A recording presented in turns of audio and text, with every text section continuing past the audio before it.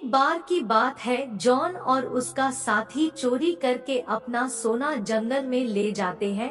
फिर जॉन का साथी बोलता है, यार अपन ने इतना सारा सोना तो इकट्ठा कर लिया है, लेकिन अपन इस सोने को छुपाए कहाँ पर? और अगर अपन सोने को पेड़ पर छुपा देंगे तो किसी न किसी की नजर पड़ जाएगी।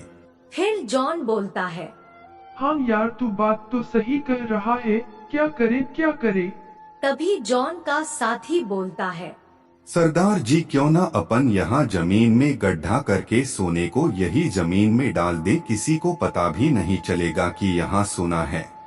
फिर वह दोनों जमीन में गड्ढा करने लग जाते हैं।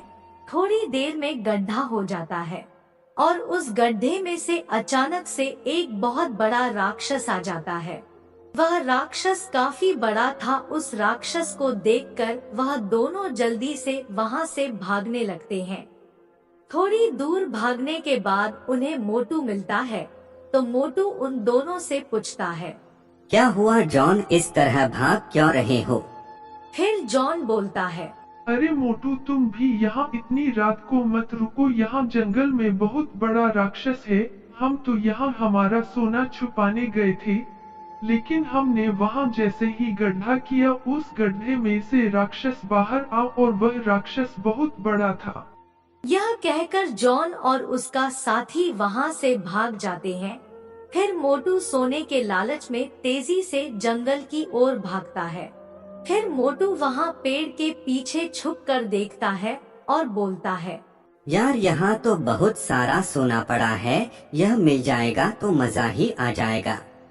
इतनी ही देर में राक्षस को भूख लग रही थी, तो वह सारे सोने को उठाकर खा जाता है।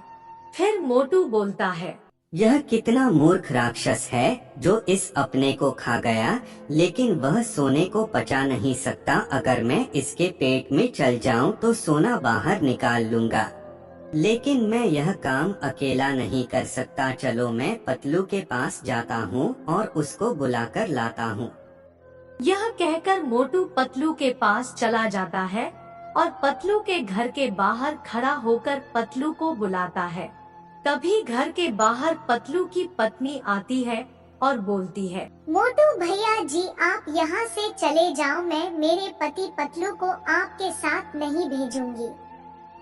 फिर मोटू दिमाग लगाता है और बोलता है, भाभी जी, मुझे तो पतलू के पैसे पतलू को वापस देने थे, इसीलिए मैं आया था। चलो कोई नहीं, मैं बाद में आ जाऊंगा। फिर पतलू की पत्नी बोलती है, नहीं नहीं भाई साहब, आप रुकिए, मैं पतलू को भेजती हूँ। फिर पतलू की पत्नी अंदर चली जाती है और पतलू को बाहर भेज देती है। फिर मोटू पतलू को सारी बात बताता है और अपने साथ जंगल में ले जाता है। फिर वहाँ राक्षस को देखकर पतलू बोलता है, मोटू यार, यह तो बहुत बड़ा राक्षस है, तू घर चल, मुझे नहीं चाहिए ऐसा सोना जिसमें अपनी जान चली जाए। फिर मोटू बोलता है, अरे यार पतलू, तू डर मत, मेरे पास एक आइडिया है। अपन इसके पेट में जाएंगे और सोना लेकर वापस बाहर आ जाएंगे। मोटू, अपन इस राक्षस के पेट में तो चले जाएंगे, लेकिन बहरा कैसे आएंगे? अरे पतलू, मेरा दिमाग इतना चलता है, जब अंदर जाने की सोच सकता हूँ तो बाहर आने की भी सोच लूंगा।